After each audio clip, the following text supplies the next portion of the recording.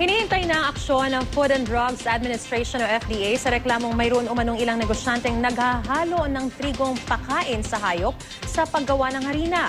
Paratang na inalmahan naman ng Philippine-Turkish Business Council. Balitang hatid ni Jamie Santos. Layunin ng pagdinig ng Senate Committee on Agriculture and Food na makahanap ng paraan para di tumaas ang presyo ng tinapay sakaling magpataw ng karagdagang buwis sa imported na Turkish flour sa bansa at maproteksyonan ng lokal na harina. Natalakay ang isyong pangkalusugan. May report daw kasi na may ibang sangkap ang Turkish flour na hindi maganda sa kalusugan. Itinanggi naman ng Philippine Association of Flour Millers na galing sa kanilang alegasyong ito. Pero ang alam daw nila, may small flour millers na para makamura, gumagamit daw ng feed wheat sa paggawa ng kanilang tinapay. Ang feed wheat ay trigo na pakain sa hayop at hindi angkop na kainin ng tao. Feed wheat is used for animal feeds.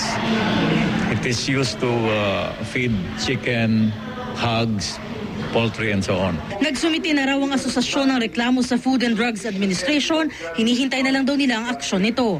Itinanggi naman ng Phil-Turkish Business Council ang mga alegasyon. Black propaganda raw ito laban sa kanila. Lumalabas daw ang mga ganitong issue kapag maganda ang benta ng kanilang Turkish flour. Ito from March to August, tuwing lumalakas na ang benta namin mga imported flour, may mga lumalabas na black propaganda eh.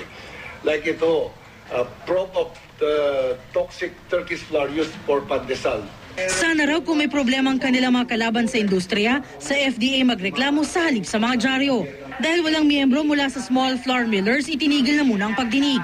Ipapatawag na lang daw sila sa susunod na pagdinig.